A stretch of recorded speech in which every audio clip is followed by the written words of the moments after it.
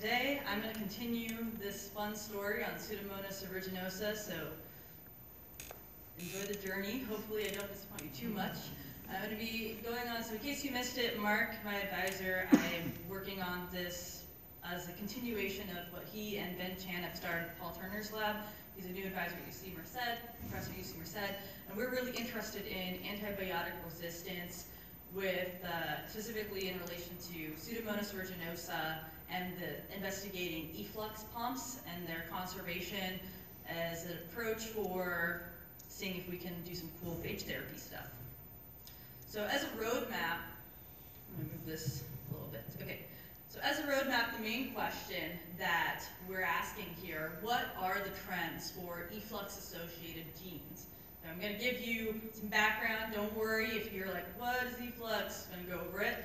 I'm going to go over some antibiotic resistance and evolution, even though you probably are well aware of that. Let's just go through it, hammer it down.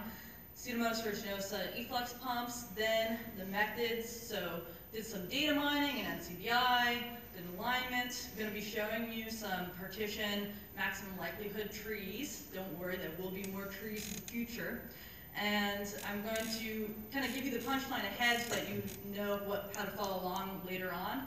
We seem to have found 8 out of the 17 efflux pump associated genes to be quite conserved, and that's encouraging as potential candidates for the phage therapy approach and tackling antibiotic resistance. 3 out of the 17 seem to be quite diverse, so that's interesting for anyone in the room interested in mutation rates in Pseudomonas aeruginosa and their genes. And then ultimately, there's always more work to be done. Oh, never enough done as we would have liked. So more statistics and do some more distance matrices, more on the bioinformatics end for me and Mark, and then Ben Chan, who's at Yale, he's more on the experimental and validation end with, old patients running off to different countries.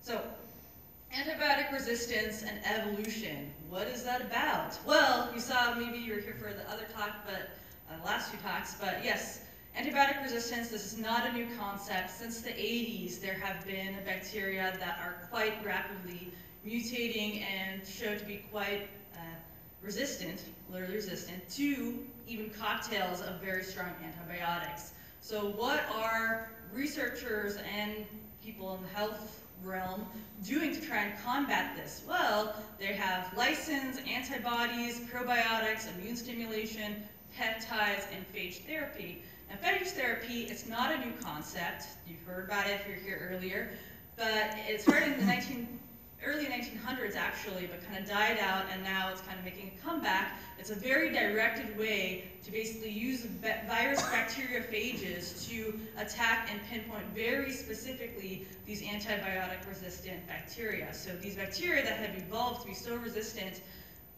it's a good way that we've seen in this paper, Chan et al., which also includes Mark's work, to potentially resolve this issue that we're seeing with antibiotic resistance. And Pseudomonas aeruginosa in particular has been responsible for 6,700 cases, according to the CDC in 2014, and 440 have resulted in death. So that's pretty serious, right? And you can see from this table, from a study in 2014, that running it against all these different types of antibiotics, within 24 hours or so, Pseudomonas aeruginosa is picked back up. So it's pretty serious, right? And one cool thing about evolutionary biology is that we can basically use it as a tool for these applications. So yes, the dark side of biomedical research, but they can live together, evolutionary biology and biomedical research. Okay, so more on multi-drug resistant Pseudomonas aeruginosa and efflux pumps. What's that? Efflux pumps are quite common transporters for prokaryotes, and they're one way out direction. So you have kind of 3 components here. This extracellular protein, that's mainly, you have a outer membrane protein, OPRM gene involved with that mainly, and then you have a whole bunch of other genes involved, and then you have this intermembrane portion and this intracellular protein portion. And efflux pumps seem to be quite good candidates for targeting in terms of virus bacteriophages and phage therapy, again, referencing to the work done by Ben and Mark in the Chan et al. 2016 paper.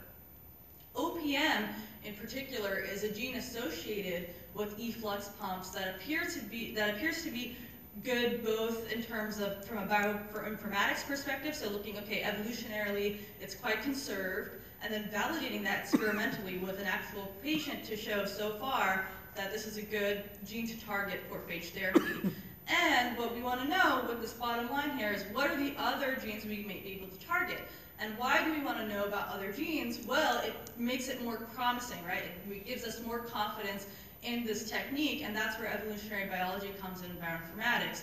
So if we can show that there are more genes, functional genes with efflux that are quite conserved, then we can have a stronger argument for this particular approach with virus, bacteriophages, and efflux pumps. Okay, so what you're looking at here is a tree of all of these strains for Pseudomonas aeruginosa generated by NCBI. And what we did is we took 47 representatives just to account for any sort of intra-strain variability, intra-strain specific variability, and and that represents 38 strains total. And what I also want to point out is that I initially started putting together this presentation like a while ago, like a month and a half ago, and I had this up right away, and then I just was going through some stuff, double-checked the tree on NCBI for some other things I was looking at, and it was changed. It had changed a little bit. So this tree is continuously being updated. Which basically goes back to this comment that Pseudomonas aeruginosa is evolving quite rapidly, right? Mutating quite rapidly. That was just in a month and a half. And so what we did is we looked at 17 genes that we know to be quite associated with efflux pumps and function of efflux pumps. And we wanted to see, like we saw with OPRM, do we see a high amount of conservation from a bioinformatics point of view, and what does that look like in terms of validating that experimentally? And the methods, again, just to reemphasize, just data mining, there's genomes available for all these guides, which is awesome, and then aligning all of those, making some really good trees, doing some distance matrices, and in the future, deeper analyses and statistics and validation, experimental validation. So now I'm going to bombard you with about 16 trees, and what you're looking at here, I mean, there's a lot of trees going on, but what you're wanting to focus on here is that these genes are basically independent in terms of their evolutionary history from each other. So that's kind of interesting, right? And what you're looking at is all 47 strains that I mentioned.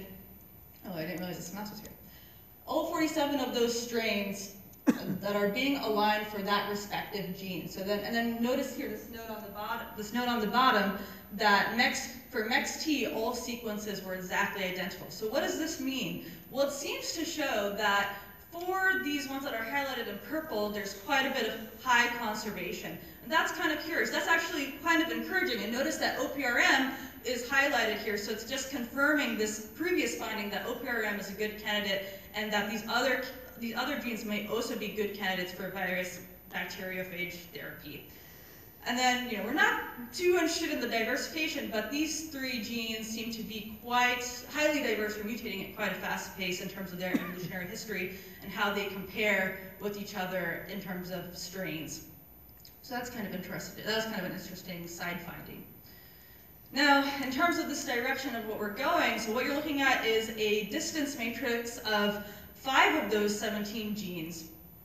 And so far, we have been able to validate experimentally that OPRM is, in fact, a very good candidate for phage therapy. And what we want to know is, are all these other genes also good candidates? So, in summation, it looks like there may be a lot more good target genes to test. We started talking about antibiotic bacteria and how it's rapidly evolving. How are we going to address this issue? How can we address this issue using evolutionary biology? Phage therapy might be a good solution. Mark Sistrom and Ben Chan have been working on some approaches for that, and I've kind of come in to check that out a little bit further. The 2 main questions we're interested in is how conserved are Pseudomonas aeruginosa, sorry, I'm studying so much, efflux genes, and then what types of selection do we see in these genes? So the results so far, 8 out of 17 seem to show a good amount of conservation, And that's promising. It seems like we can continue to pursue that, but we want to validate that a little bit further with some deeper statistical analyses and some experimental validation. So far, we've only validated OPRM. So we want to see if this is also, we can also validate these other ones that we see conservation for. And I just want to say thanks. It's Happy Father's Day, just in case you guys forgot. So I also wanted to, I know it's Father's Day, but I wanted to bring some attention to Susanna Darwin and just mention that, you know, often we talk a lot about Charles Darwin. I mean, that's the pretext of this, the context of this conference, right?